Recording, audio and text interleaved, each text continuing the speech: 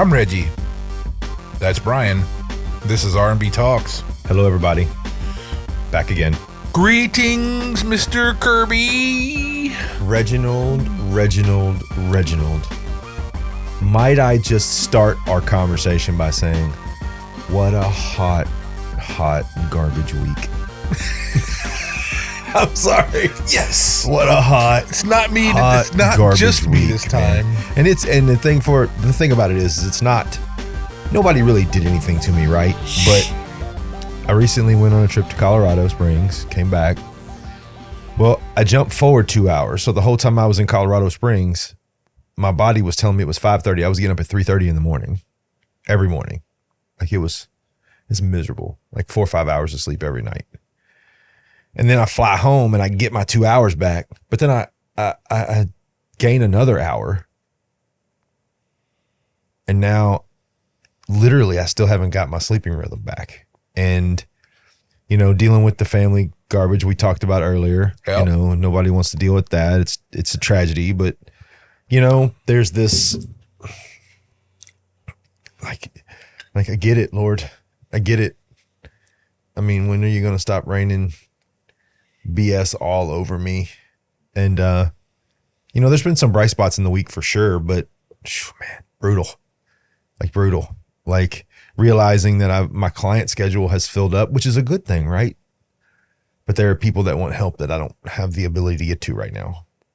And that sucks because I enjoy what I do, right? Look, when you're good at what you do, you always get attention.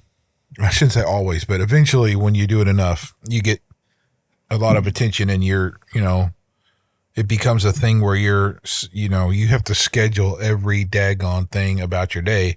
There are points that I've had throughout my career, and it's been like I had to like allocate when I was going to look at my email, when I was going to return phone calls, I had to book deliberate spaces of time out of my calendar to do this task or that task, or else it wasn't going to happen. And it had to be a religious thing. Like it was like a freaking calendar management, It's like, that's how I'm starting to become. It's freaking crazy. And just rigidly following the guidelines, right? Like where do you find balance? Like that's my thing, is where do you find balance, right? Like that's where I'm at right now. I work hard enough. We got enough money. We're not rich. We're not poor, right? We're doing okay. We have a good family. We have a nice home. When do I get to enjoy it, right? Like that's where I'm at. Like when do I get to just slow the jet down a little bit? So we've been talking about how to do that, right? Like I communicate with Julie constantly how to do that, but there's also a part of me that has to get used to the fact that I'm not going to do it anymore. Like, I think that's part of me too, is that need to go out and just do as much as I can to make sure there's security and all those things. But right now I'm just like, honestly, I'm beat. Like, well, okay. There's questions you have to ask yourself. It's like, obviously there's financial stuff. Yeah, absolutely. But aside from financial stuff, where, like, mentally, where you're at, it's like, okay, I'm working this much, I got this much money, but in order to have that much money, my mental state is a mess. Yeah. Okay, well, that doesn't work. So, well, then if you switch your gears, then your mental state's okay, but then your financial situation becomes where it's not good. Then it's like, well, that doesn't work. Yeah. See, where's the balance? That's the question. Well, that's what I mean. That's what I'm getting to. So it really becomes a thing like, what change needs to happen to hit that middle ground? Because it may be that, and this is one thing I had to do, was like, is it a promotion? Is it a different job? Is it a different avenue of work? Is it that I need to adjust the family lifestyle in order to do something else. I mean, those are what have to be brought into the space, and it's not as simple as just saying, well, okay, I'll just get another job. Well, that may be part of the equation, but it's not the whole thing. Well, for me, I love what I do, but what I think is we were so long where I was doing everything because, of course, in the beginning, you don't make a lot of money. Right. Like really very little, honestly. And we survived on our savings for a little while to try to build me up, and we've built me back up, but we're just now starting to play catch up from the sacrifices we made. Right. So, but there comes a point when I start to think, is what I make for working Saturdays worth it? Or am I just doing it now out of habit? Right. Like, have I just become a creature of habit and I'm going to run this routine constantly? I can answer you. I know you can. I know. I can see by the look in your eyes. I know you can.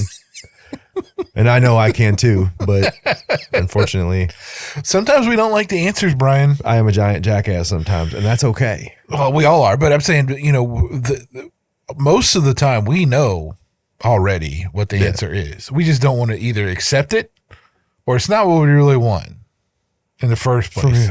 We're having this is the best ever conversation. We should be recording this for posterity's sake. Well, thankfully we are. Because this is a really good conversation, right? So how is Reggie? You should ask my wife that question.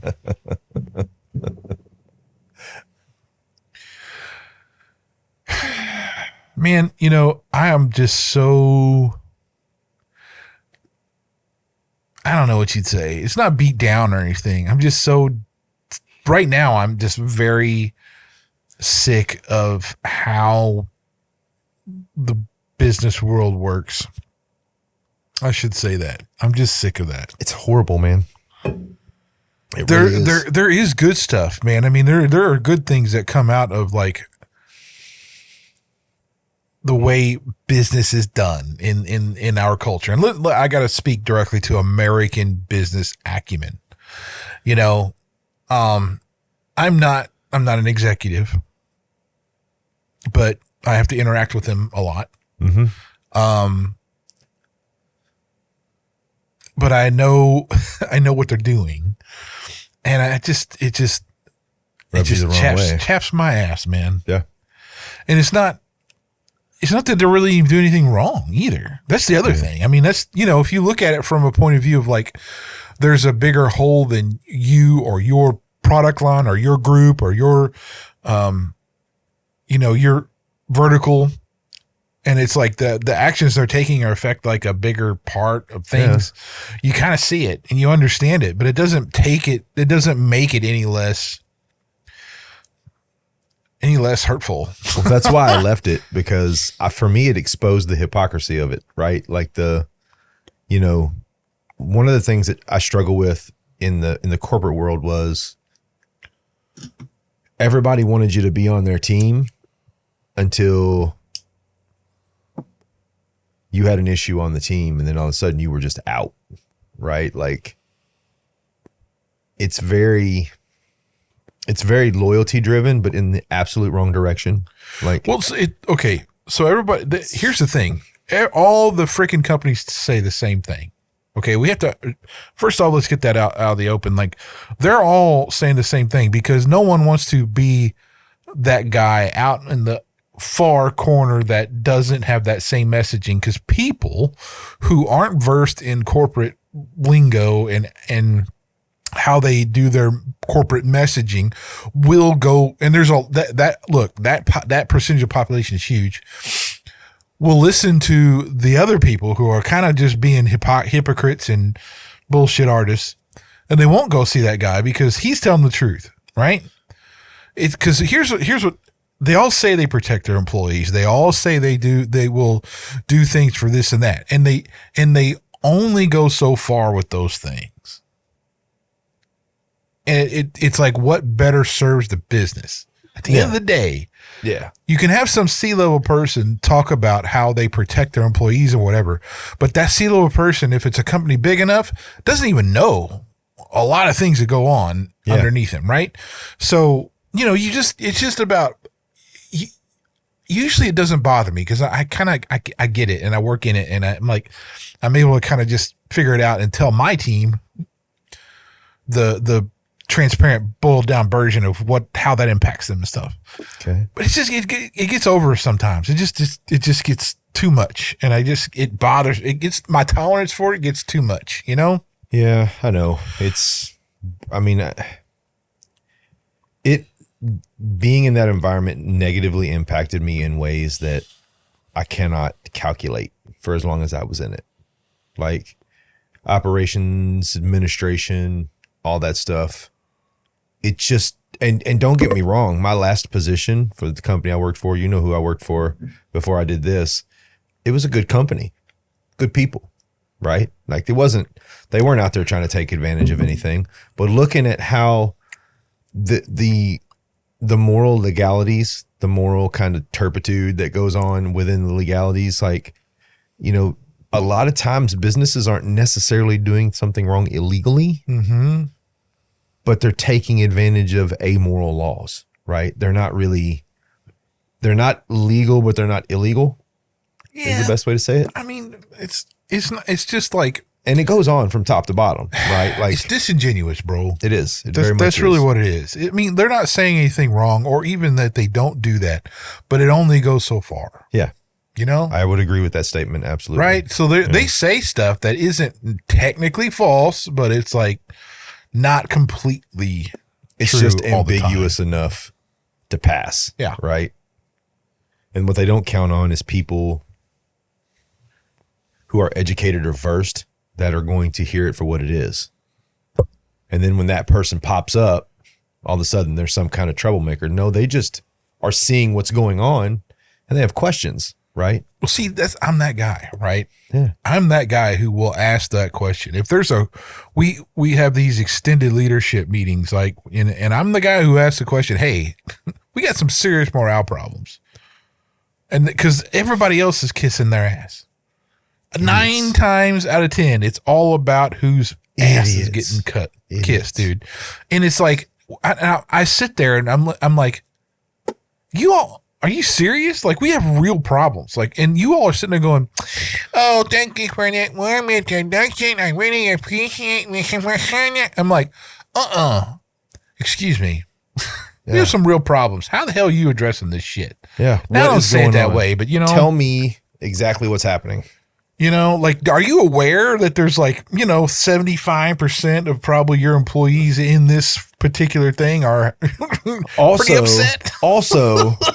Also, and I will say this, just because I don't want to be exposed to it, there's a level of it. Just don't tell me about it. I don't want to know what you're doing. I'm up here doing my thing, right? Like, I'm surviving, because that's really what corporate America is about, survival, right? How long can you survive? And I'm not interested in surviving like that anymore. I'm just not. Like, I'm interested in being, genuine and honest. And sometimes I honestly can say that I come off a little bit sharp, but I don't mean to, right? Who doesn't really, man? I'm trying to sort it out, right? Like, I find myself lately, and especially since we started doing this podcast, I have found myself to be more contemplative now than I've ever been, because I feel a responsibility, right? Like, know what you need to know, right? Study what you need to study and have the information that you need. Because Jordan Peterson says, your most important weapon is your voice, right? But you better have the right words. You better not go out there and start talking and look like a damn fool. You better be able to communicate your point and be educated about it. Because if you're not, these 10, 15 second, attention spans that are out there are just going to ignore you. Well, yeah. So you better have your words together, right? So speaking of that, look, this is exceptional, man. I know it is exceptional. Founders CBS. Imperial Stout brewed with chocolate and coffee, aged in maple syrup bourbon barrels, dude. This stuff, but it only comes in this bottle. It's what I've been able to find it, right? Yeah. And so I'm not going to drink all that in one go. So you kind of have to share it with somebody. I don't think I would, because I don't think I'd be very good to anybody. I know that's got a high alcohol. I know, but it is so rich, dude. It is. Dude, you can taste the coffee. You can taste the snap of the dark chocolate, and then the maple just comes right in behind it all and just cleans it up. And look, we didn't get paid for any of this, right? I bought this on my own, and this is something, this is a complex brew. Truly. I mean, I just dig it. I dig it a lot. Now it's a sipping beer. Yeah. It's not that kind of beer where you're going to come in from like busting your balls outside and like you're sweating and everything else. And you want to be, this is not it. Yeah. But this is stout. This is if you're not experienced in beer, don't drink this, because you're not going to like it. Right. You've got to get some time under your belt in different ales and brews. Yep. Before you drink something like this, because it's definitely, it's delicious, but it's so thick. It's thick like coffee, like the consistency of good coffee, but it's got that nice. I love it, dude. Ends in that maple, dude. I can't understand it. I can't explain it, but it's delicious. I know. So before we get going, why don't we have a word from our sponsor? I think that's a good idea. Roll the film. Are you a small business or solo entrepreneur looking for more of a presence online? Technology is ever changing, and with more and more people spending most of their time on screens, it's important to have your brand out and about, getting the most exposure possible. Worried about not having a big budget for website design or social media? At Edwards Managed Technology Computer Consulting, we cater to every business or solo entrepreneur's individual needs to come up with a plan that works for your product and your wallet. Interested in learning about how we can manage your online presence so that you can spend your time doing what you love to do instead? Visit www.emtcc.net to make an appointment or give us a call at 1-888-551-2770. Mention R&B Talks for 10% off your appointment. Remote and on-site options available. Dude, lay it on me. You got some good heavy subjects. AI has been on my mind for real. Like a lot of thought, a lot of reading. I mean, okay, so AI. Welcome back. Yeah. AI is weird. Now, say it's weird because I think people have the wrong idea about where AI is right now. Yeah. Okay. So I know okay, let me first disclaimer. I am not an AI engineer or developer or even heavy use of it. However, I work for a company that does have these people, and that is very much active in stuff we do. So, and I've been in technology forever. So it's like, come on. Here's what I'll tell you about AI. It's still, somebody's still writing code for AI. Okay. So, and AI can actually fix itself and add to itself, but it does start somewhere. Okay. So there's that. And that's important because we got to understand that they're not going to, okay. At the way AI is right now, they're not creating new things. Okay. AI is just taking stuff from a wide breadth of databases and knowledge and everything throughout. Like, it's not, if you go search for something, they're not just going to be able to query an encyclopedia. They're inquiring like 1,000 libraries kind of thing. Okay.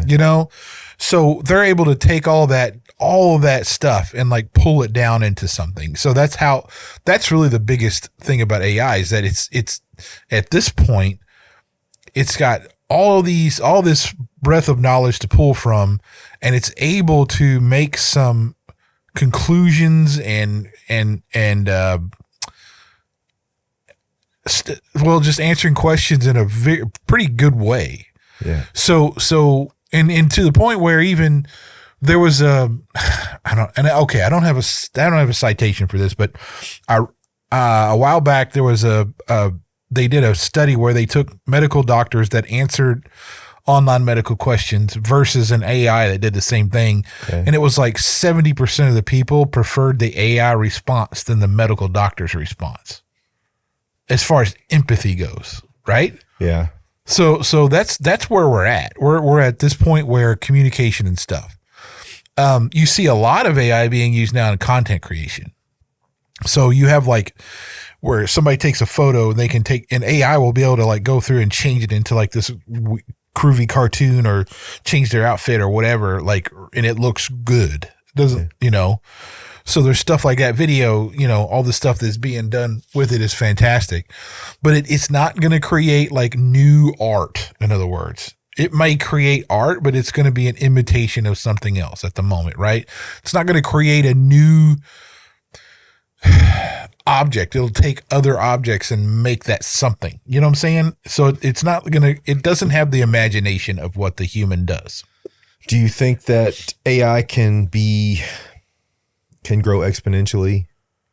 I mean, information wise, I mean, a lot of people are afraid of is, well, now our machine's going to be making our decisions for us. I don't think that's possible at this point, but I'd love to hear your opinion.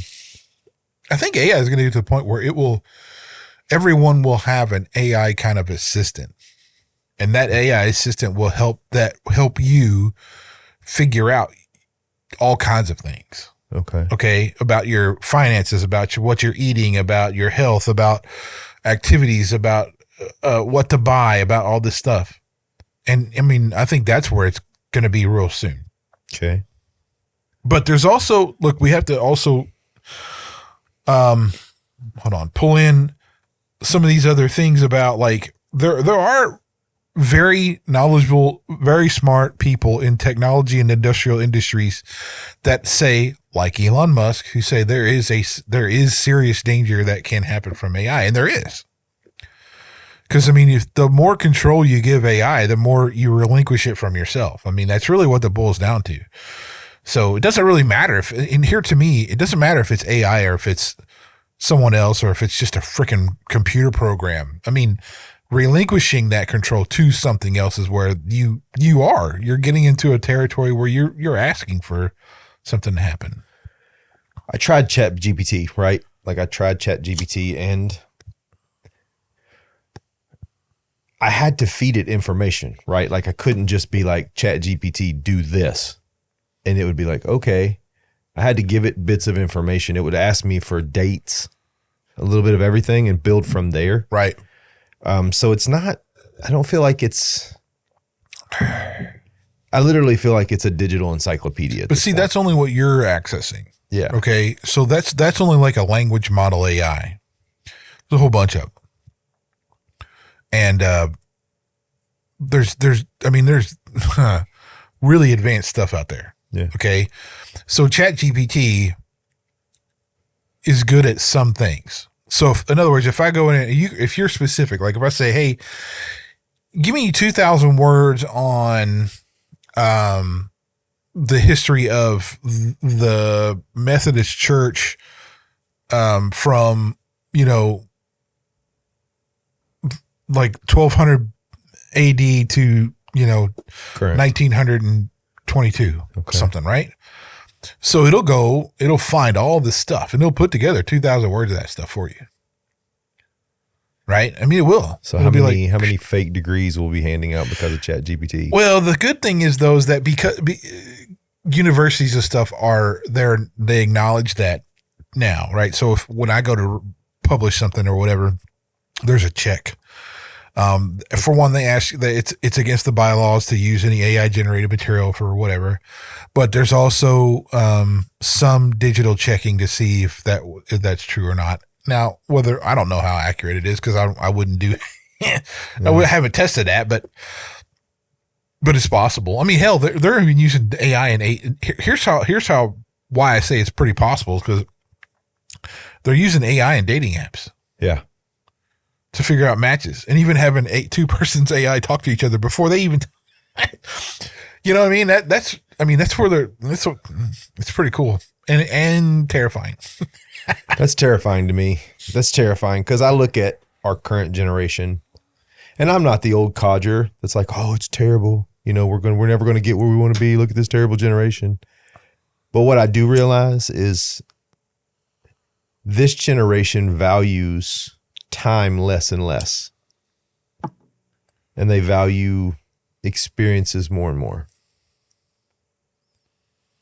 You know what I mean? Like, I feel like one thing I'm grateful for is I feel like this current generation, if you gave them, a trip to Bali or $100,000 cash, they would take the trip to Bali because they want the experience, right? It's no longer about, especially with the young generation surviving, it's about experiencing. Yeah.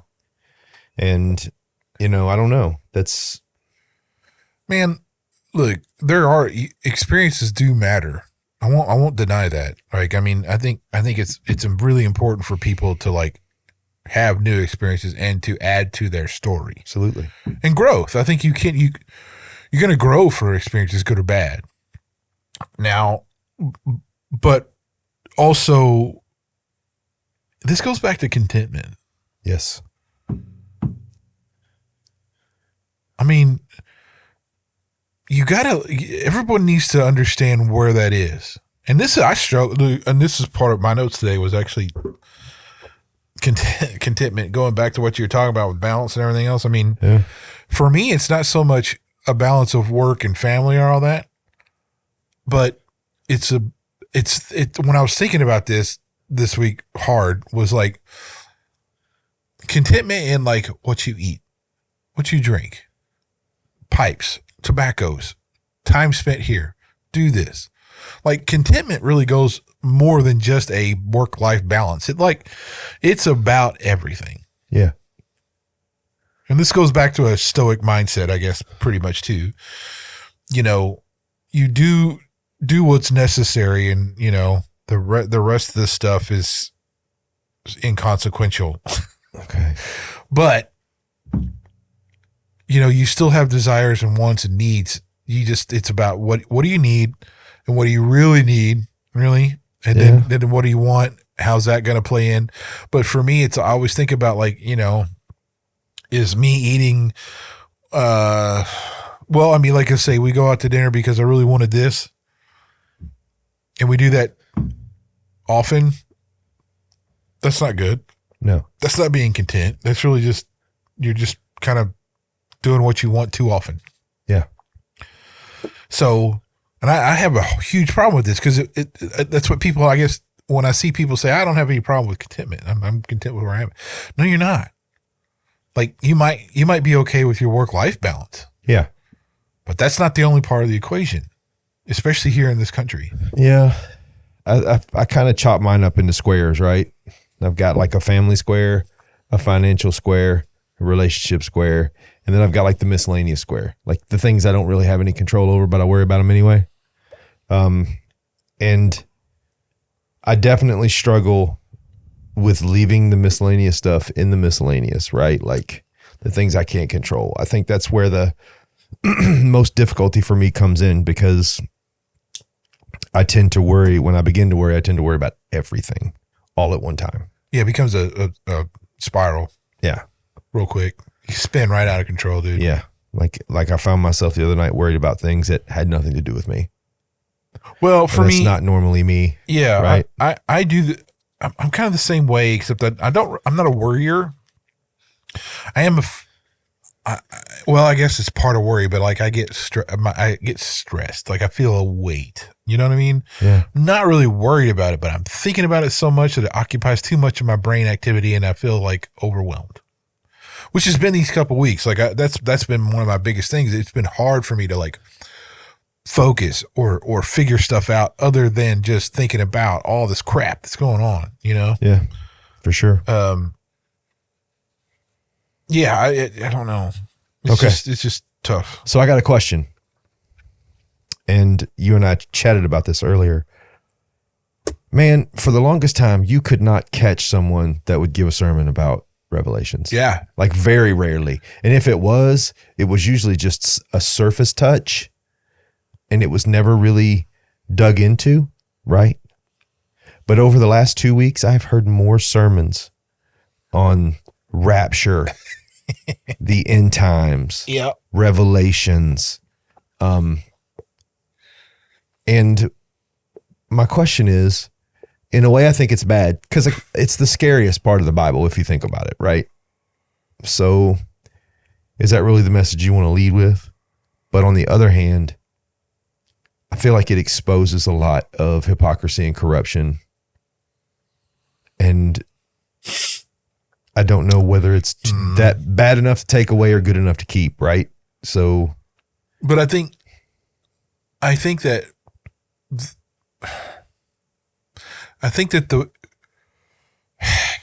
how can I even say this correctly, right? I mean, I think that the events of the world, when they hit some kind of critical mass, trigger a response of,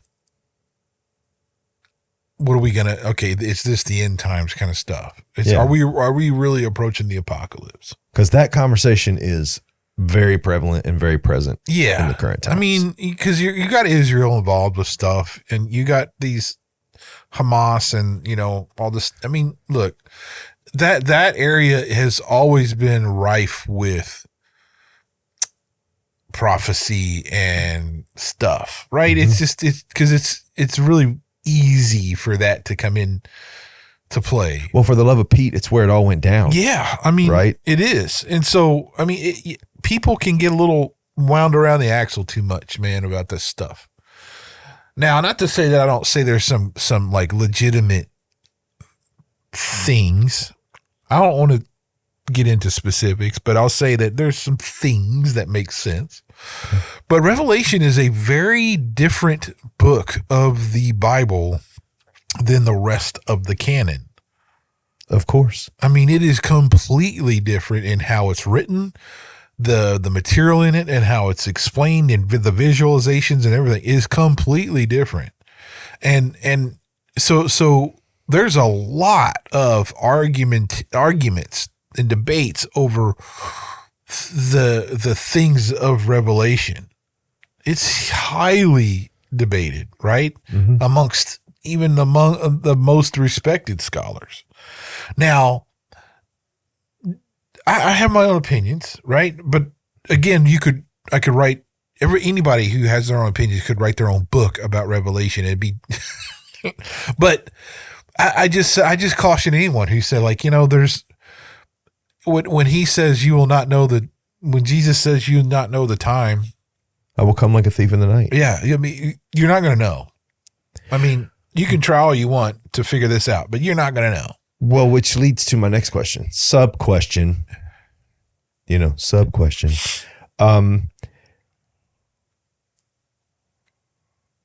Are people technically being heretic by attempting to claim that they know, or is this more of a misinterpretation of how things are supposed to be, right?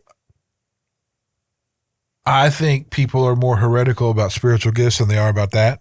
Okay. So I'll say that. Since we just did a spiritual gifts wink, episode. Wink, spiritual gifts episode. Wink, wink.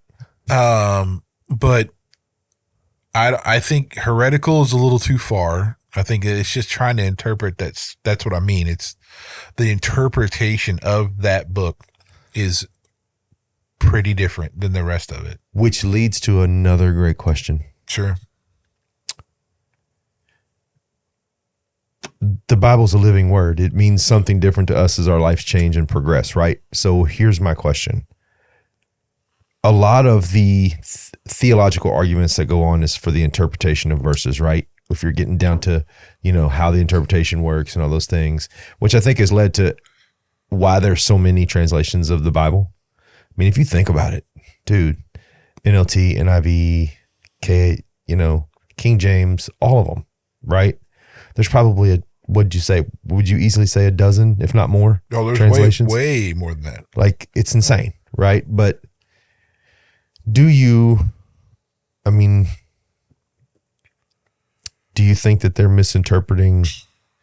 Are we supposed to be misinterpreting? Are we supposed to be even attempting to interpret what we're reading? Or is that just supposed to be personally for us? Because I know a lot of people, and especially a lot of these people that go to extremes, they personalize it to them and project out to everybody else, right? Yeah. If you look at all the guys that claim to be Jesus, including David Koresh, they focused in and projected out, right? Okay, look, let's go back for a second. Okay. I think I got long-winded there. Sorry. It's all right. So I think there is a right and a wrong way to interpret the scripture. Okay. Okay. There's not gray. No, I've I never think read there's anything that's one gray. way that God has put that together to be interpreted. Okay. Now, can it have revelation to someone of varying degrees? Yes, but the interpretation of those letters, words, pages, I think they have a specific interpretation that is godly and correct. Yes. Okay? So living word is in the interpretation God's put that together for one singular purpose, and it means one singular thing.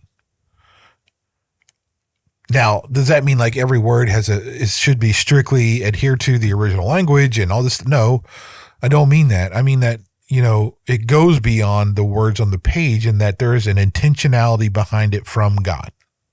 We have to stick to that and figure that out. That's what all these systems are for: systematic theology, hermeneutics, and all the doing any kind of exegesis, all this stuff. There's all these things we are trying to do to find this singular purpose of Scripture, of whatever it is. And that could have different right things in, like this passage could point to several different things over here in the Old Testament, or this could go, whatever the case may be. But I'm just saying there's a singular attention that God has put together. So, because here's the reason. I think God has absolutes. There's absolute good, there's absolute evil, there's absolute right, absolute wrong. It's his version of those. So when I think about his word, he doesn't have gray areas. No. Right?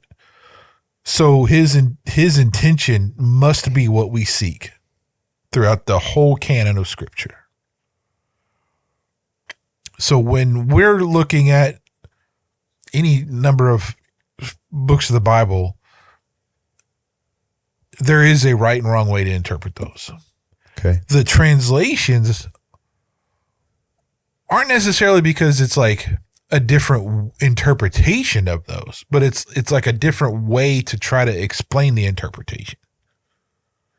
Do you think there are some interpretations that aren't necessary? Man, I don't know. I mean, I feel like NIV and King James pretty much nails it, right? Like either or. Well, see, I don't think that way. Because New Living Translation, like it's basically just a more plain version of what's being read, right? Yeah, I mean, you have the Message Bible, very, very like not literal at all. Goes beyond even the NIV and like NLT and all that stuff. It's very much a different way to look at it. But yet some people could read that and see the right thing. Yeah. Right? Yes. I personally use the NASB more than any other translation. Why is that? Because it's a very literal modern English version of those translations. And I use a lot of, I like the King James in some points because of some of the language is beautiful. Yeah, it's incredible. But some of it's nonsense. So yeah, that's for me, it's where I'm at, right? The thuses and the thous and the these and, I feel, and don't get me wrong, I mean, obviously if that was the original translation, correct? If that's what was meant to be what we consider kind of the progenitor of current Bibles, which is what I would say King James Version is, right? No. Just in the sense of where the translations are coming from, right? No, but that's not true either. You don't think so? No, Tyndale was, I think he was the first one way back when, and he was burned at the stake for translating the word into English for that. I mean, that sucks. Oh yeah. The Yeah. That's all I can say about that, man. He was literally that like, sucks. oh, dude, he was beaten and burned at the stake alive for putting the Bible from that Hebrew and Aramaic and stuff and putting it in English and producing it. Like, oh yeah. Tragedy for that guy. Yeah, dude. I mean, but he's a church hero, bro. I mean, that dude. This is why. All right. So if anybody out there is wondering, this is why I love doing a podcast with Reggie, because I can prepare all week long. Literally do the best preparation possible, come in with the best information possible. And you always out-professor me no matter what. Like, I'll feel like I'm cruising on that boat and I'm doing well. And then I listen to you and I'm like, oh, man, I sound like I'm in kindergarten. I'm like, I have no intention of like being that guy, homie. I know, but it's good for me though, right? Because every time I do one of these podcasts or just have a conversation with you, I walk away with something to learn about, right?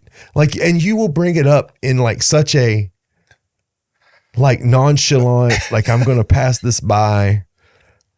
I learned advanced calculus. And I'm like, and then I'm like, now I got to go learn advanced calculus, right? Like it's really is. It's educational, guys. It's very educational. And I'm not being a smart behind. I'm telling you, it's very educational. So, all right. So what else you want to talk about, Reg? All right. Look, I do want to talk.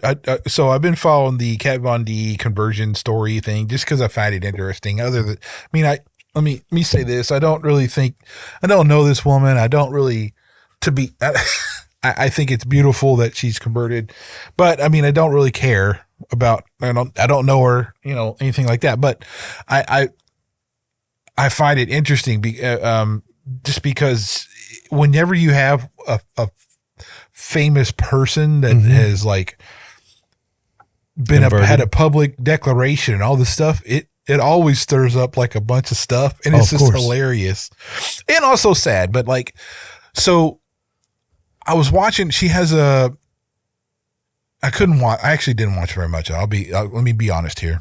I didn't think you would. Yeah. If this is going where I think it's going, I didn't think you would. Yeah. Well, it's about, she was on this one chick, Allie something. I don't ever listen to her thing, but she's apparently had this whole interview with her about her conversion and all this stuff. And, man, that's good. And I'm like looking at, and she actually, Kat Von D was saying how like she looks different and she's knows people that are different and that's okay. And it triggered this whole thing in my brain about thinking about how we dress and look. And is that really a physical manifestation of our beliefs? And whether or not there was even quote unquote correct or wrong ways to dress or look to express your beliefs, right? That was really what I thought about. I have some thoughts, but I'll let you. Well, I think this gets murky because two different thought lines go through this. If you look at the current version of our left, right, nothing really makes sense. So, all right. So let's say, you say that, oh, I've got friends who are weird. I got friends that are normal, right? Like all that. The new left doesn't care as long as you're siding with the abnormal, right? Like it's so strange to me as of late in the sense that, here's a great example. I was sitting on the couch last night. I was kind of tired, turned on a documentary. Miss Cleo is, call me now, right? Like, okay. So I watched this documentary on Miss Cleo, right? Now for the first hour of this documentary, it was actually really good. Like how deep this went was crazy, right? But invariably it turned into like an LGBTQ AI FG plus minus hashtag. Now, why is that? Because apparently Miss Cleo was lesbian, which if you would have just went, hey, Miss Cleo's a lesbian, I'd have been like, that's cool. But they had like 22 minutes of like gay pride parades and I get it, dude. Again, don't care, man. Do your thing, right? I can only give you the message. What you choose to do with it is up to you, right? I've come to grips with that. I'm always going to be spreading the message, but you pray for the yes and you say, but you prepare for the no, right? So And then, but Sound of Freedom, right? They released it in this little small box at the bottom right corner of Amazon, right? And I was like, where does that tell you that we are, right? That contrast, where does that tell you that we are, right? Like I haven't watched Sound of Freedom, but I can honestly tell you this. Anybody I've talked to in person, including you, has told me that it is an amazing movie and I need to watch it. And I'm going to, right? I'm actually going to rent this movie and watch it. I'm going to pay to watch this movie. But Miss Cleo's psychic gay lesbian parade fantastic was like in big bold letters and it went from, it's like everything has to be about, and look, here's what it boils down to. I don't care what you do behind closed doors in the sense that I don't deal with you there, right? But that makes sense. I don't deal with you there. Okay. So I can't fight you on that front because I'm not going to go there. So why do I need to know, right? Like, do you? But I don't need to know. I don't want to talk about what your sexual preferences are, right? And it isn't that you shouldn't have what you want, but that is not a conversation that I'm going to have with the average person, right? So what is that going to do making a film like that, which, like I said, for the first hour was really good. But then for the last 30 minutes, it's like, it literally turned into like a gay pride celebration for the last 30 minutes. And I was like, why? I feel like it takes away from her story. So are you saying that your attire or the way you look brings you into wrong places? Sometimes, yes. I was confused. No, but that's kind of where I was trying to get, right? Like when you're like what Cleo, you are and how you dress and what you do and how you act and who you associate with, those have real consequences, right? So yes, I do think that, are there certain things that are just not okay? Maybe not for like sexual reasons, but just because it's not cool, right? Like it's not cool for you to do that. Well, okay. Let me say this. I know it took me an hour to get there, but all right. We're gonna call Miss Cleo right now. So All she right, says dude, about she it. is dead, and I hate that she's dead. Yeah, well, Miss Cleo's hopefully dead. she met. If you call Miss Cleo, Reggie, I want to be on that call because she's dead. Hopefully she met So- someone who told her a little bit about old Jesus here. Yeah, I hope so. Here's the thing. Here's what I think. Right. I think that, you know, as far as like a style or fashion, there's not any particular thing that really is right or wrong. No. I will say though that like if you meet gang members or prostitutes or strippers or something like that have converted and they're living the life, they have changed and their physical appearance has changed, right? Yeah, for sure. So I think we have to be really, really super conscious of being the body and making assumptions about somebody's attire or the way they look, for one. I agree. Because let's say, because I've met and I've actually rebuked even people because they attacked someone, and this has been in person when let's say a prostitute were to come to church, they don't have conservative clothing. No. Now, you can look at that as a couple different ways. You can say, well, that's somebody who's trying to provoke a certain attention from the church in a negative manner on purpose, or they're looking for a way out and they're coming there. That's all they got. So how do you answer those questions? Well, for one, don't be a coward and hide behind your pew and do all that stuff.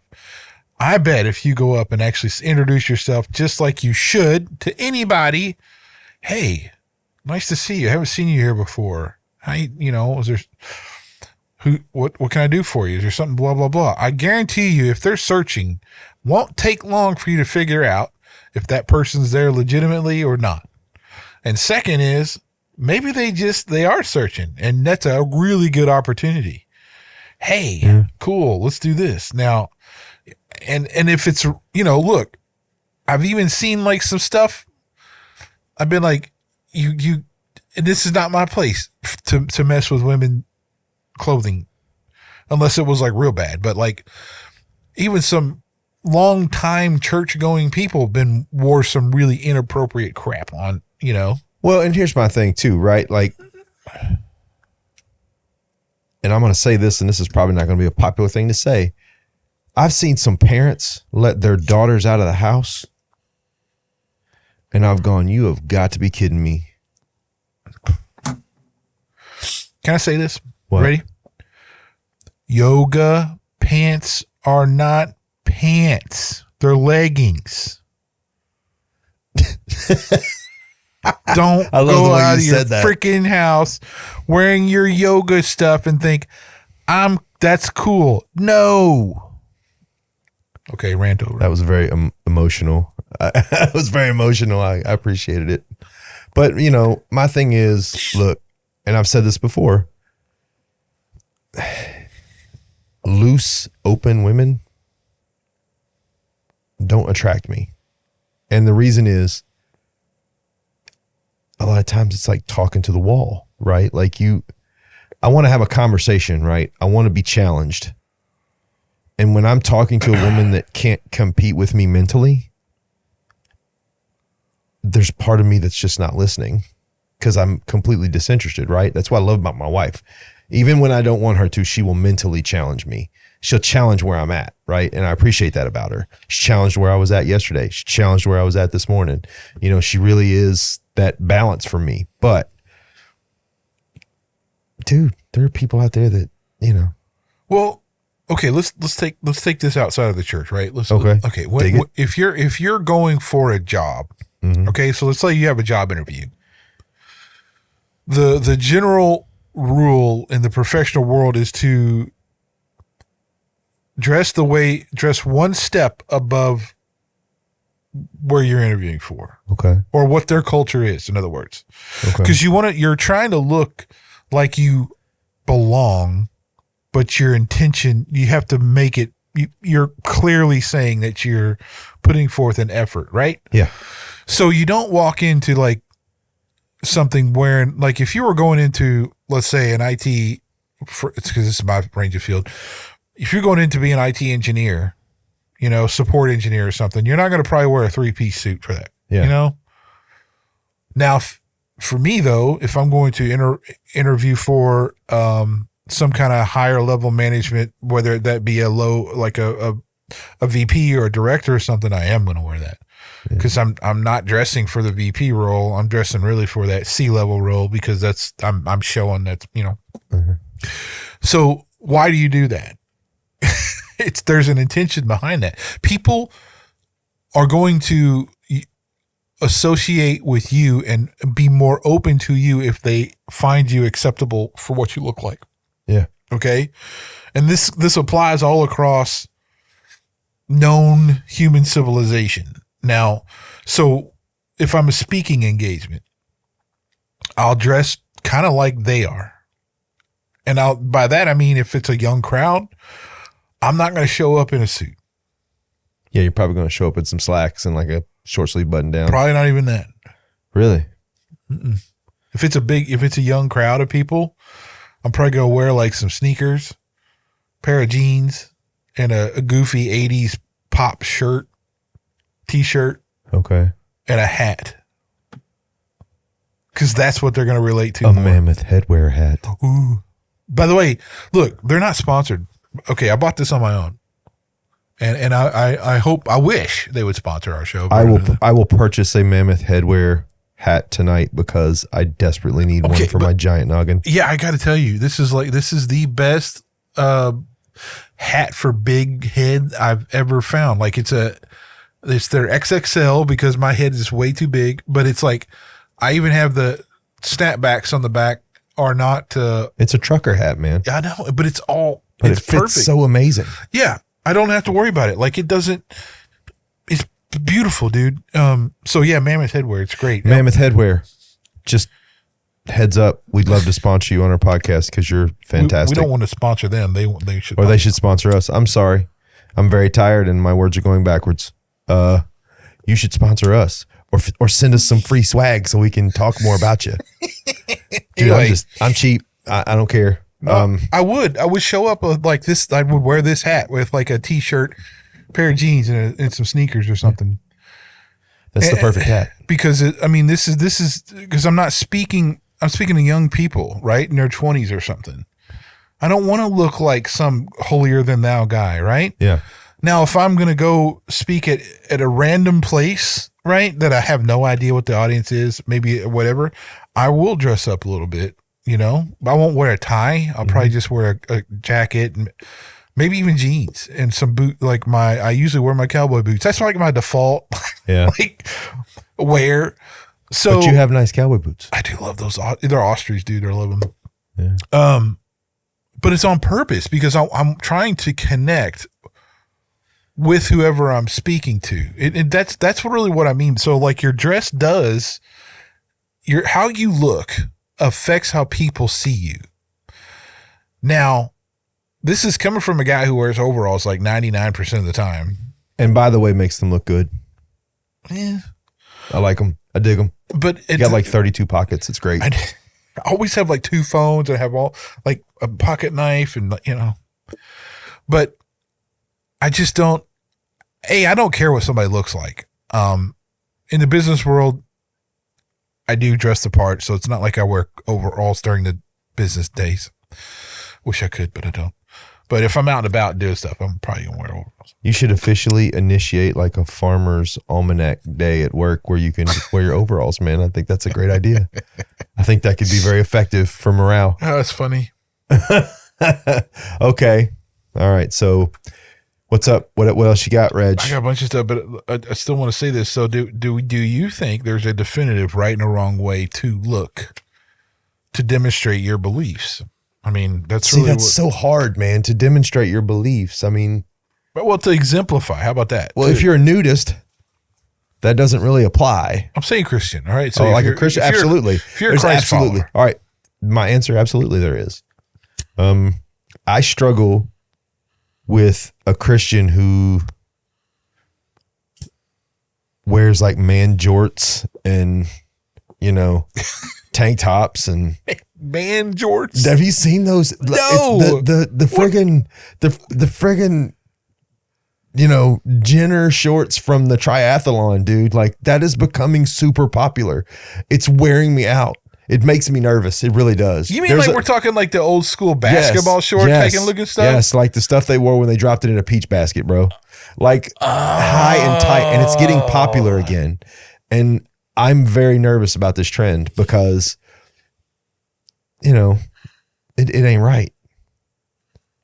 It ain't right. It ain't right for you to be wearing that. Well, okay, modesty is one thing. Okay, there you go. Yes, but whether or not you're wearing a banana hammock or not, I mean, no, but yeah, the answer is yes. There is a way.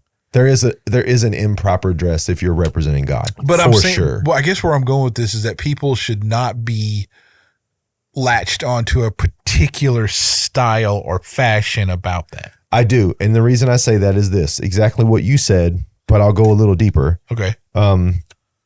I went to a church one time and there was a guy that gave a sermon at the church. And as the people were singing, like the choir was singing, this super homeless looking dude walked in the church, right? And he would sit with people and they would move, right? I mean, this guy was dirty. So, he's moving from pew to pew. Really kind of weird what he's doing. So then they introduced the pastor and this guy stands up and starts taking all this stuff off and it's the pastor, right? So obviously trying to prove a point, right?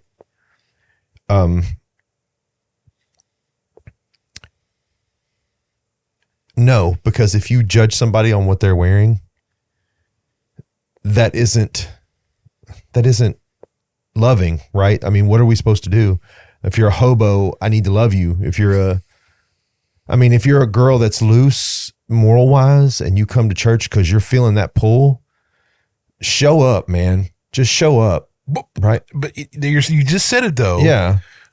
don't let your judgment that is probably false, fall on somebody who's searching. That's Absolutely the main thing I wanted to get through. But what I'm saying is, if you are an established Christian and you know what the boundaries are, and I'm talking to men as well as women, right? You know better. Well, okay, like, look. You know better when I used than to wear be, some of the stuff you wear. When I used to be sort of kind of ripped when I was in my 20s, right? I was bodybuilding. Sort of kind of ripped. Yeah, because I wasn't, dude, I didn't have like full-on six-pack. That sounds like sounds like a documentary name for like a Rolling Stone article. Okay. Sort of. But I would, when I was drumming at the time, I'd wear like a shirt. Yeah. Right? I wouldn't come into church. If I came into church with that on, I'm doing a disservice, right? Yeah. Now, if I'm like a rocker. Yeah. And that's my first church service, I may walk in like that. But again, as you as a church body, welcome me as you don't know who I am. Yeah, absolutely. You don't know that if I follow the same God you do or not. Yeah, and I think that's where a lot of the garbage is coming in at this point, because what I'm starting to hear, and I think it kind of delves from this whole movement of is revelations happening, is end times occurring, right? Is this need to hide within the walls of the church, right? I feel like that's starting to become a culture amongst Christians. No, the world's on fire. We're the God assigned firefighters, right? We're the ones that are supposed to go out, yet we're going to hide because it's scary out there. Yeah, that's the total not what the whole Great Commission's about. And that hurts me because as a guy that has literally never had an issue talking to somebody about what I believe, not once. Ask and I'll tell you, I don't have any issues. I'll talk to anybody. I don't care how combative they are. There's a way for us to communicate, right? But, except if you're a bot. Yeah, for sure. And doing now we've reached that level, Brian, of scamming bots. Yeah. Have we? Yeah, those messages and stuff we've been getting from bots and stuff. That's the struggles. Ugh. So that's where we're at with that, except for the one guy, which was really funny. It's weird how you would get mad seeing a Christian ad and you took the time to respond. Yeah. And I felt like I responded well. You did, but I guess I'm saying for that guy, I mean, that really does say that the anger there is not because it's false. Yeah, it's not, right? But that's the problem. Well, I think the problem is, I think he is actually a mirror image of what the problem is, right? Like, I remember when Christians used to assume what the outside world was like, right? And I remember all of the stuff that my grandmother used to sit around and talk about, how terrible it was and how, the devil, and I get it, right? But now it seems like there is an assumption made about Christians, and it's just negative, man. Like, I'm going to tell you personally, anybody I've ever wronged, I've apologized to. I've had to make amends for a lot of things, right? I was not always a good person. Wasn't a bad person. I just was kind of selfish. I think we're all selfish when we're young, right? So still are selfish. And I feel like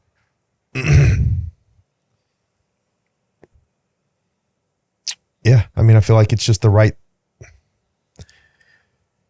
I'm losing my words, man. It's just, it's so, it's baffling to me because how do you? Because we're polarized. I know. Okay. We've been pushed into camps of like political systems or belief systems or whatever. And we put in these things that say you are now identified as this. Yeah. But you're not just that. No one is ever just one thing. Hardly ever. Right. Yeah. So nowadays, if you don't fall in line with the leftist woke mentality, you are an enemy. You are immoral. You are riffraff. What did Hillary call it? We're the deplorables. Deplorables. Ugh. Right? But here's the thing, right? Like, all right, so I've met people in the transgender community, they're pretty neutral, right? Most of them are. The majority don't want to draw a lot of attention to what they're doing, right? They just want to live. And I'm not saying it's right, but the homosexual community, I've met so many center-minded people in that community that are, that, you know, they're center-minded. They're not automatically pegging me as bad when they meet me, right? And I think we've lost the ability to see the complexity of the situation. I think we are so desperate to win, like whatever side is so desperate to win, that they will take it down to the most narrow thing that they can take it down to and shine a spotlight on it as if it's advantageous to them. And I feel like what it really does for people like you and me who are not, I don't think you and I are unreasonable men on any level, but I think it makes you and I, when we see something that's that blatant and obvious, it doesn't make me dislike you. It makes me think you're silly and you don't have any common sense. Well, look, right? It comes out of this, dude. I mean, like, I do not think anyone has a right to tell someone else how to live. I think there is a right way to live. For sure. But I'm not going to beat somebody over the head. By the way, it is critical. It is so critical. This is kind of why I'm even against altar calls. We can talk about that in a minute. But wow, way to throw that one up there for me. Yeah, you're against altar calls. Okay, I don't think it is wrong for you to use manipulative tactics to pull someone into something like a religion or a way of life or something. Okay. So like when I've, and this is not, it's not often, but it's not rare either when I speak to all kinds of different people. I'm not sitting there. The first thing I'm thinking of is not like, oh, you're such trash, you're going to hell, all that. I'm just thinking of like, who is this person? What do they like? What do they don't like? What do they know? What do they, right? what's their interest? I'm not thinking about anything about really like paths they follow or anything at that point. I'm just trying to get to know them first. Yeah, absolutely. But beyond anything else, right? So it doesn't really matter if they're Catholic, if they're a Hindu, if they're freaking Muslim or, Buddhist, gay, straight, whatever. None of that matters when I'm first talking to someone. I'm a human being. I'm going to talk to them like a human being. But that spotlight's something. Right. And you've heard me say this before. I think one of the big breaks in us as people of faith is we put the cart before the horse, right? In a lot of cases, and I'm not saying every church, but I've been in churches where the message is not love. It's indentured servitude, right? They don't really celebrate faith. Right. They don't really celebrate the commitment it takes to be a Christian. And they talk about Christianity. And one of the things that really bothers me is there are a lot of people that talk about Christianity as if it's not complex, right? Like it doesn't have a lot of, complexities. And, as people of faith, we deal with the same things that other people deal with. It's not any different, right? I'm dealing with, the prospect of losing a loved one right now. And because I'm a Christian doesn't make it any easier, right? No. Like it doesn't make it any better. It doesn't make you feel okay. You're still going to have the human feelings, yes. Right? But the difference being we've been shown the truth, right? So that is our anchor. This isn't the end. This isn't the end, right? No. So it's just a perpetual fight to be relevant, man. Like, and I feel like I don't push my beliefs on people. Like, I'll tell you what I believe. Okay. And when I say I'll pray for somebody, I mean it. Like, that's a real deal for me, right? Like that's a non-negotiable. I've had people, just like the guy in the response on Facebook. What did he say? Don't pray for me. Don't pray for me, man. You want to speak blessing over my life. Well, don't do it. Let me tell you, those people are the ones who will have a dramatic conversion. Yeah. There always are. There's no doubt that guy's already on the way there. But you're brewing. I mean, he was brewing for a fight, bro. Well, he wasn't though, man. He was stirring for a fight. Well, we didn't give him one though. I didn't fight him, but I was certainly, like for real, dude. Like it's an algorithm. I don't control it. I'm sorry that somewhere along the way you typed the word religion into Facebook and you went into the algorithm, and when our advertise got boosted, you popped up. That's not my fault. Call Facebook, man. I don't have control over even that. Who cares? It doesn't even matter. How many ads do I see every I single day? I see 100 every day on my Facebook that I don't have any interest in whatsoever. No. That even someone make me mad. But I delete them. I don't take the time to like. I take them off my feed. Yeah, like, I want them off my feed, right? So, but the thing is you can do that, right? You didn't have to type me that kind of sharp and stangy message. You could have just said, "Hey, I don't want to see these guys on my feed anymore," and literally deleted the feed. I know the fact that he reached out really says something. I know the fact that he said something told me that there was something underlying with this guy, and he was looking for somebody to go to war. And I won't go to war with you. I'll certainly talk to you. I'll certainly discuss things with you. I'll certainly have spirited conversation with you. But war doesn't get me anywhere, right? Well, the other gentleman who was talking about the name of God, right? That was a little weird. It was weird. I mean, look, it's the internet. But I mean, the thing is, like, people have some really strong opinions about certain things that I find just phenomenal. Like I told that guy, I mean, diminishing God down to a name seems really short-sighted, like really disingenuous. Well, to not what even he really that. is. Like if you know God, if you truly know God,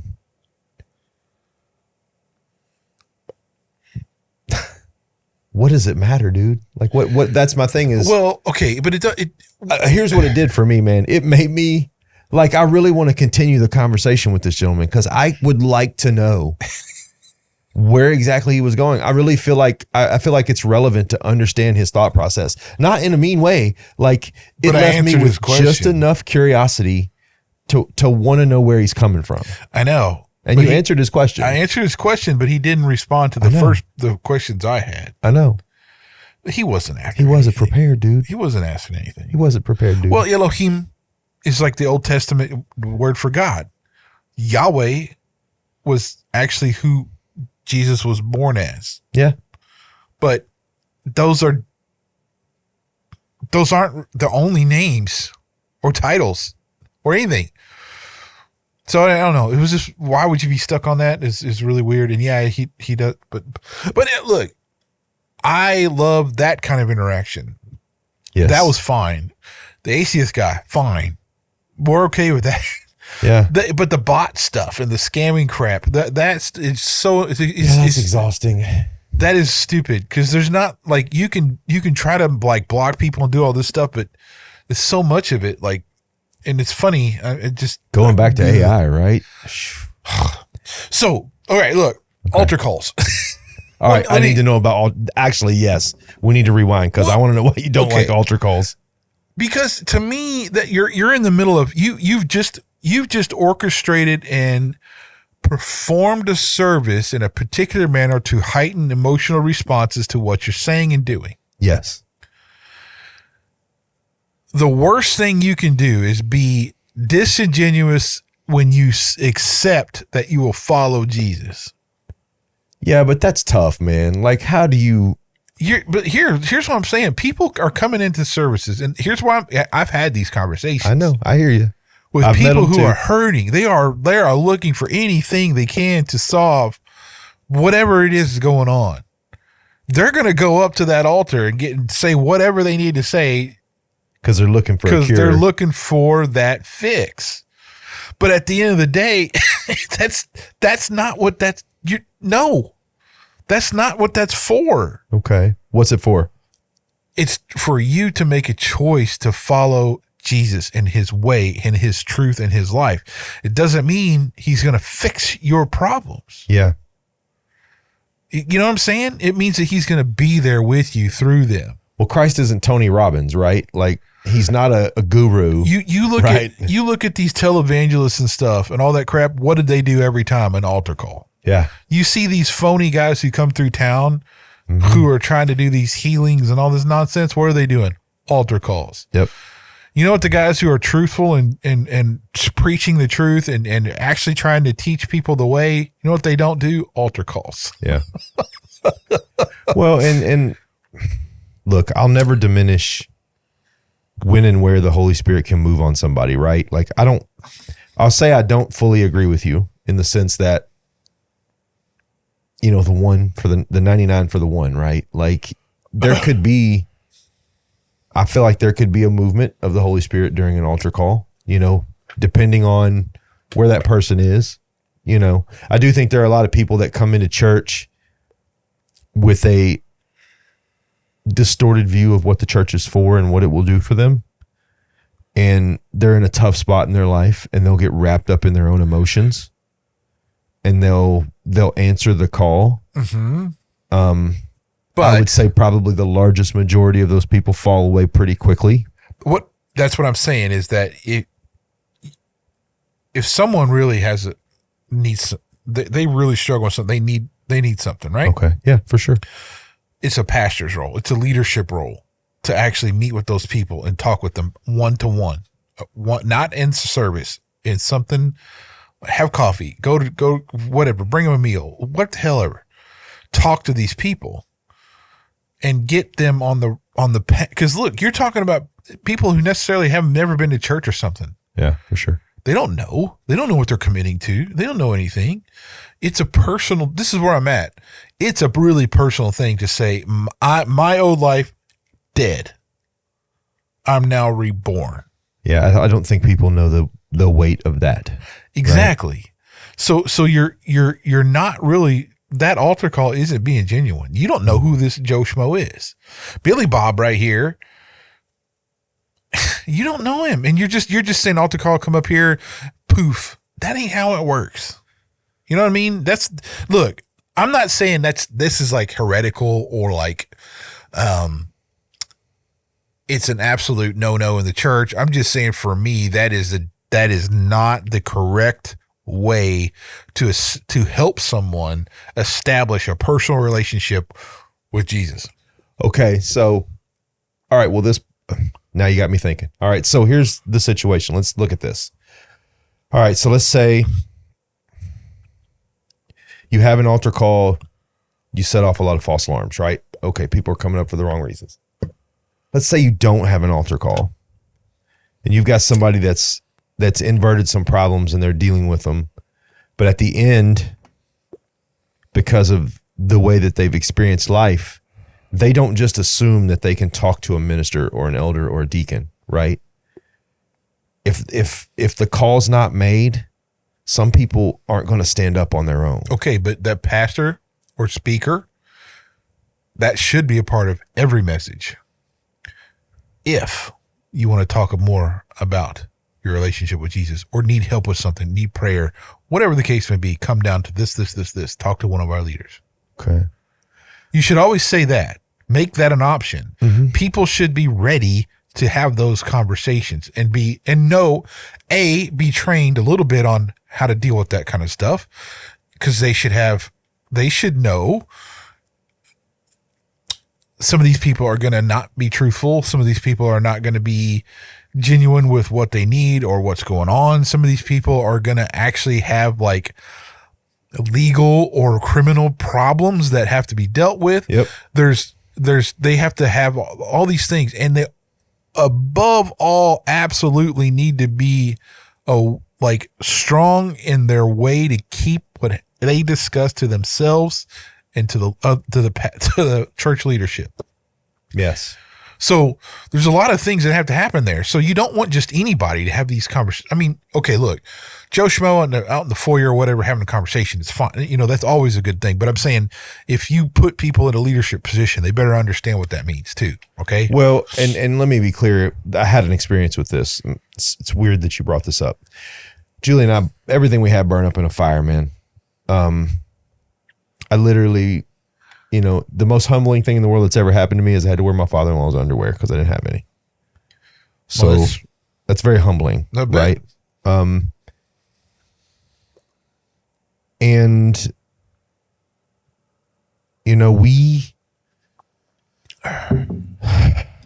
when was this? We were married for like a year. Okay, so way like before. The first year, way before you knew me, man. We were still living in Lexington at the time. But the situation was hard and painful, right? And I reached out to, at the time we were going to a mega church. I will not say the name of the mega church. I admire a lot of what they do, but it's a big church and we had some issues. That's why we left. I was desperate, man. We were just been married. Everything burnt. We were newlyweds, dude. We weren't prepared. So I called this mega church and all I wanted was to talk to the guy that had given the sermon that Sunday that I'd sat through, because the sermon touched me, man. It hit me. I think God knew I needed something, right? And the answer I got was so frustrating. The lady on the phone goes, she wasn't condescending, but she was almost like, she was like, "Oh, honey, we have like 16 pastors at this church. He only preaches. He doesn't talk to people." Which is bizarre. You're going to need to reach out to one of our other leaders. And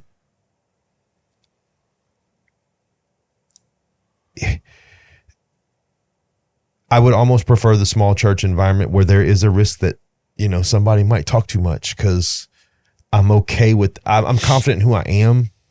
But when you tell me that this person who stood up in front of me and told me that I needed to believe in Jesus and delivered a sermon and, seemed completely heartfelt, right? Like it was such a good sermon. Doesn't want to talk to people about God and doesn't want to help people in need and doesn't understand that somebody in his flock is struggling.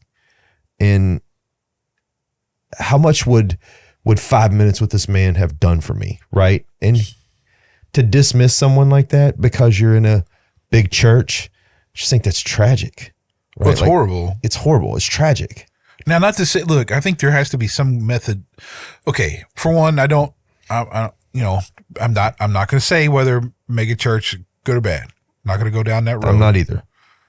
What I will say though is that my experience has taught me that there is very much a wrong thing where I was at, in that there was too much gatekeeping going on with things. Yeah. Like there's no reason why you should ever feel like you can't talk to a pastor of your church. Yeah. One of the things I love about our church is Bobby is very open to discuss and have conversation, and that brings some relief, right? When you can reach out and contact the person that's giving you the message, and you can have, it may not be the best friend or the personal relationship of all time, but when you can have a personal enough relationship to take an issue to that person and be heard, that means a lot. Here's an example of who did it right. Bob Goff. Bob Goff. You familiar with Bob Goff? He's wrote a few books, but yeah. He was a big time attorney and then went and started helping all kinds of missionary work and all kinds of stuff. That has done some incredible things. Has now a foundation or something that he runs, and his Instagram and is just full of all kinds of stuff this dude does in a massive scale. But his book, this guy's big time. Like he's not like a small guy. He puts his phone number in every book. I can imagine. There are people out there like that. And people, who was it at the last church that I'm talking to had called him? He answered the phone. Of course. Himself. Yeah. Hey, he goes, hello, this is Bob Goff. Guy got to talk to him for like 15 minutes because he goes, I just didn't think you were true. Right? Yeah. But yeah, legitimately answered the phone and talked to him. Like, and this is a guy who's like, he's a speaker, like travels to speaks in front of thousands of people, does missionary work all across the world. Like but puts his phone number in his book. Yeah. I mean, that's legit, right? What's hilarious whoa. is that's the right way to do it. Right? Like, I hate to say that, to be that simplistic about it, but that's the right way to do it. Right? Like, and I'm not telling people to put your phone number in everything you give somebody. What I'm saying is, I don't have really a plus or minus against mega churches, right? Like, I think God puts different things in different places for different purposes. Do I think there's good that comes out of them? Absolutely.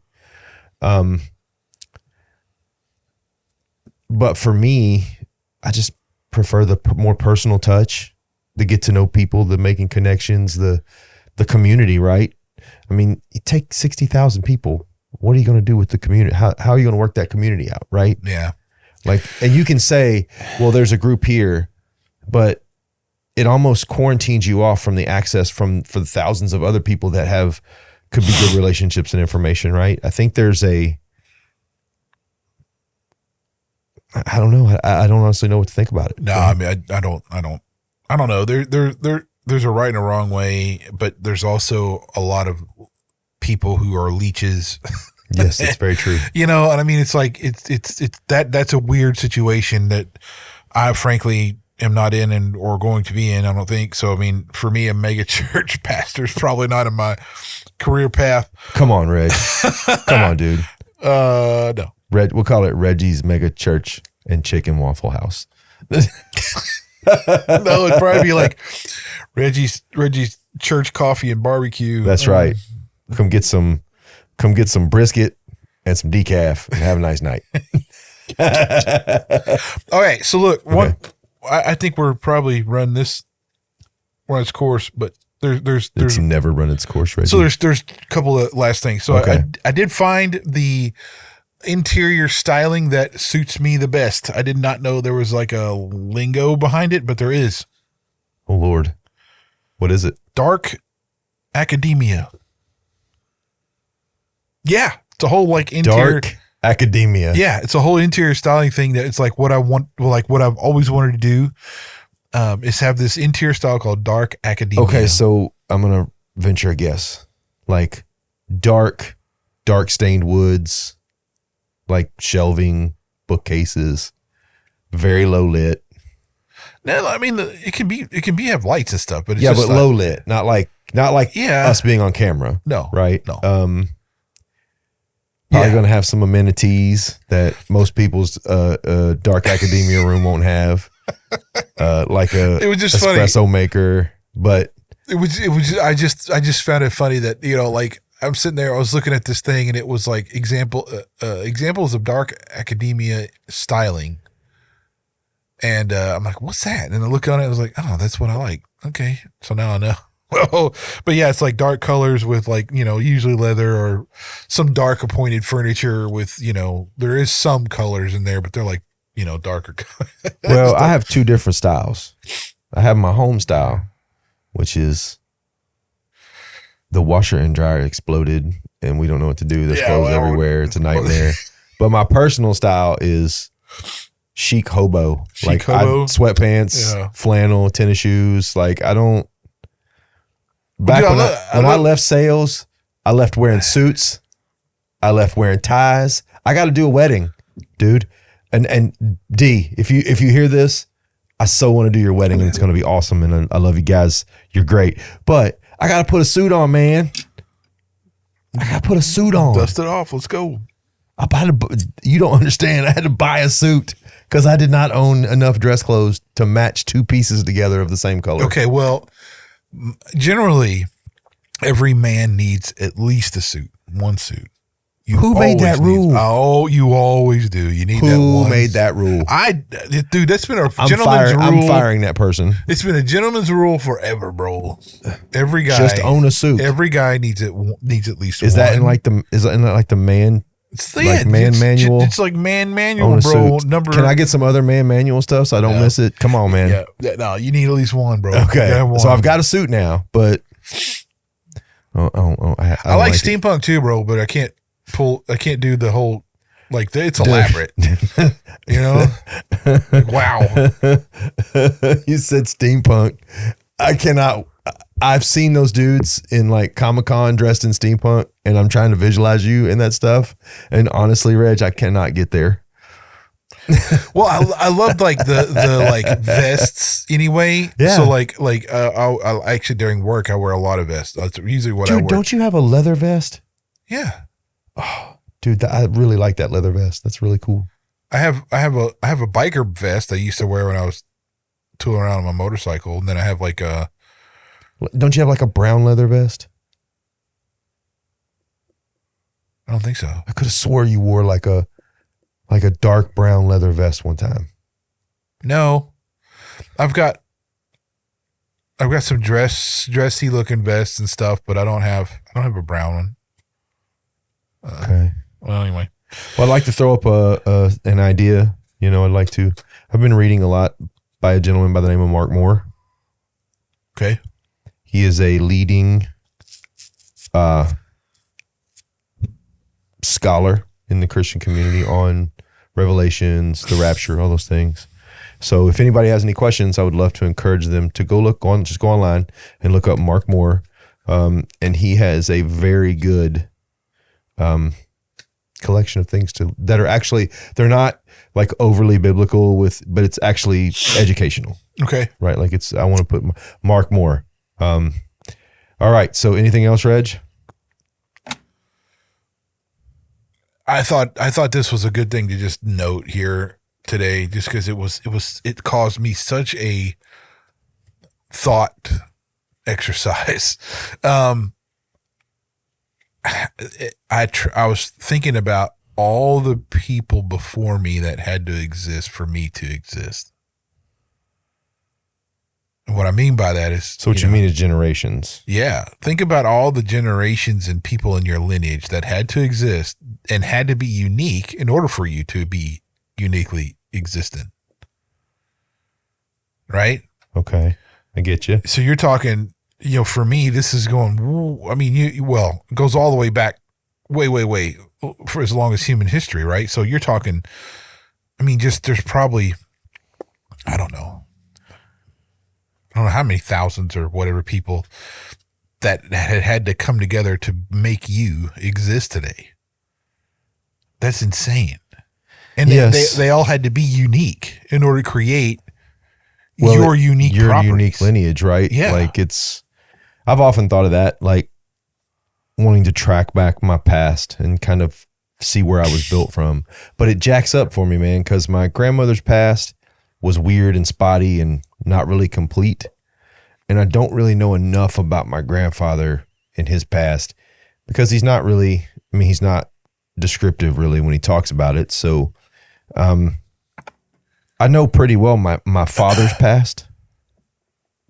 But I feel like I would have a hard time knowing where to look. Right? Well, so as far as like family tree goes, my mom's side of the family has gone back as far as like 1500 to this guy who was a gatekeeper for this night over in Germany, that area. Yeah. As far back as it goes. But the names where they come from, so you can look at that. And so pain goes all the way back to when the pagans from the Norman pagans invaded the British Isle in the 900s. That's where pain came from, was that. So basically Norman Vikings that invaded into England. So that's as far back as I can go, right? Yeah. So really, I come from Viking and barbarians and stuff, and I don't know how far back the German this gatekeeper guy went to or what his lineage was, but it was like that's kind of where I come from is that. Mine is my last name Kirby comes from Irish, which was Kilby, which I know that through reading through history, that was how my name was spelled when my ancestors first came here. There's Irish, there's Celt, and there's Dutch in my past. And I don't know if this is true or not, but I had an aunt who told me we had West Indian blood. She was also kind of eccentric, and I'm not 100% sure she was completely there. So, but, you know, I don't know. I've never really gone back into it because, I mean, I think it would be cool to know, but where would I start? Well, I have two great grandmothers who are full Cherokee. Yeah. Actually, a whole line of Native Americans come into like my great grandparents, right? So, I mean, I have that, but I mean, I don't. That was my great grandma, man. She was a character. Always had a fire going. Always had a corncob pipe. Always. Hey, and she would you sit there by the fire with lighter pipe. But yeah, that was could cook like no one's business apparently. But anyway, that was my closest. But you know, I mean, I'm just saying though, it's just it ushers in these like how unique you really are. It's not just your makeup, but like all these people that came before you had to be made a certain way in order for you to be made the way you are. Okay, so let me ask this question. Knowing what you know, right, or how deep our lineage goes, do you believe in generational trauma? Okay. This is something I've been reading about. I'm just going to throw this out there. When you say generational trauma, are you saying like those some kind of emotional or trauma that is communicated via the genetic code and brought down to you? Yes. No. Interesting. Why is that? Because it's like that's saying your genetic code contains some kind of emotion. There's some kind of like feelings tied to it. No, there's not. It makes you in your characteristics and stuff. And like, do you believe it can hardwire your nervous system for anxiety? Well, that's not okay. Yes, but I don't because to me that would be generational trauma. But that's not related to a certain event though. Okay, that's a characteristic of of a person or people before you that have this innate more susceptibility to be anxiety ridden, right? Okay. To be anxious, you know? Not that there was some event that triggered some emotion that got stuck into a DNA code. Okay, so do you think it's different when, explain the difference between, an example would be my relationship with my mother in the sense that we don't really get along, we don't really talk, right? Okay. And the difference between, is that different, and in what way is that different than me taking that nervous system shock and then passing it on to my kid? Is that necessarily traumatic? Is that trauma, or is that just already locked into genetics, right? Like, which one would that be? But see, if you have a traumatic event, that doesn't change your genetic code. But it does change. It has been proven scientifically that when you go through a hyper traumatic event, it can change the function of your nervous system. But that doesn't change your DNA. But I think for me, the way I would write generational trauma would be, okay, so your mother suffers in an abusive relationship and she's abused during her pregnancy. To me, generational trauma is what that guy's causing to the child because the child is now going to be triggered. Maybe not. But there's a likelihood that they can. I've met plenty of people that they're a higher risk because their mother or their father, whoever, were traumatized, and they not necessarily were traumatized, but they had a predisposition to things like anxiety, depression, because of that re-hardwiring of the nervous system. Does that make sense? To me, that's generational trauma. For you to tell me that your trauma soaks into your cells and then you pass it on genetically, there's so many holes in that I can't even begin to talk about it. Well, but that's what. Okay, here's where I'm going. Do you kind of see what I'm saying? Yes, but that's why I'm speaking that like that. because people associate that stuff as being these traumatic events are passed down through your ancestry through DNA. No, you have, if somebody experiences trauma, that's going to change, their course or how they are, depending on the trauma. And that's going to affect their relationship with someone. Okay. So that someone will feel the effects of that trauma from how this person's dealt with it. Yeah. Okay. So what I mean by that is someone can cut that shit right off, because if they deal with it and they don't allow that to perpetuate through their relationships, it's done because they've dealt with it. So what you're talking about is the difference between limitations and limited beliefs, right? Like, we all know what a limitation is. What is a limitation, Reggie? It's normally you're either lacking resources, lacking time, lacking energy, lacking a means, right? All repairable, right? We can fix those problems. It's all about how that trauma affects that person, how that person lets that trauma affect others, how they let that trauma, you know what I mean? Which kind of feeds into a little bit of my point is, look, I will recognize that somebody's been through something. People have had incredibly hard times, been horribly victimized, and I clearly understand that, right? Yeah. But I've seen so many people who take that trauma and they don't let it define them. Yeah.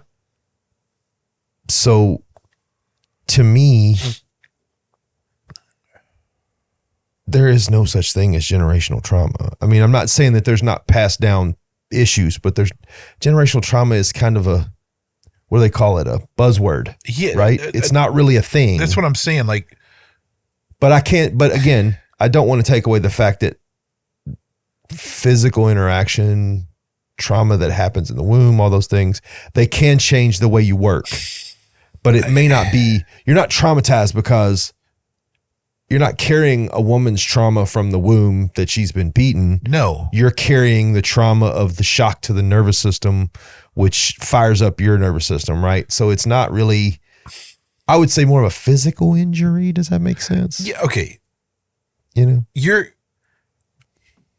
not affected by that original event or whatever it is. Yeah. You're affected by how those who've been through that event have dealt with it or not. Yes. You can choose whether that's a choice. Yeah. Okay. That's what I'm saying. So generational trauma, no. It's like that's people who don't deal with their shit, let it get in other people's business. Exactly. Okay. So because I mean, like, look, for me, my grandparents went through the Great Depression and they had the very, very distinct habits and like things they did because of that through their whole entire lives. Yeah. It's up to me whether or not to let that affect me. Okay. It's up to me whether or not to let my dad's temper affect me or deal with it or whatever, or to pass that on. But it's definitely not a generational thing. It's a choice. Yeah. I agree. But do you agree that there might be a better term than generational trauma? Right? Generational trauma sounds like too much of a buzzword for a specific purpose. Yeah. But isn't that the purpose of buzzwords? No. Anywhere, yeah. I mean, okay, right? I get, yeah. I mean, look, I don't owe anybody anything for something that happened generations ago. I'll put it to you that way. Well, and I don't really understand nor deal with what happened generations ago. I believe in trauma for sure. I believe that there's trauma. Look, I mean, I'll be flat. I mean, I have no idea through my history what my forefathers before me have done. I have no idea what sins they committed.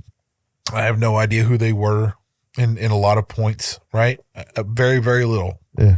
And when I'm dead and gone 150 years from now, people are going to say the same thing. I don't know who that guy is, except for he was here and here. So, I mean, look, that's just how it is. I don't see myself. That takes thinking that you're pretty unique if you think that that's going to happen. Yeah. Right. Like, I mean, even people who's got like statues of themselves up, who's going to really remember who you were, except for maybe an event that you were part of or something, right? Or maybe a small smattering of people that you were an entire life ago, right? Like, all right, well, we have philosophized, whatever the word is. We have talked deeply about many subjects, Reggie. So is there anything else you want to touch on? No, man. I think I think we'll title this one adequately as Odds and Ends. I think so. Because we didn't really have a particular topic. We just kind of. But I think we had some good conversation. Well, yeah. I mean, but that was the whole point. You've been away. I've had stressful tough. We didn't have time to really dig into a specific topic, but shit, there's a lot of things I think about through the week. So yeah, I've actually thought about a lot of things. So yeah, we're good. All right. Well, guys, like us, hate us, thumbs up, comments. We've had a few. We've started that battle. Reggie and I have done a good job at fighting that battle together. You know, we love to hear from you because we believe in, you know, civil discourse and the ability to communicate back and forth. And we really do truly want to tell everybody what we're all about. So if you don't have anything else, Reggie, these are 2 chairs. These are 2 guys. These are 2 mics. Have a good night. You realize we just say it's 2 guys and 2 chairs, right? I'm talking about all the 2s, bro. You just leave it. You just throw out all the 2s. Are there 2? There might be 2 roosters out there. If I saw them, I would include them too. I'll be like, and that's 2 roosters. RB Talks. I'll see ya.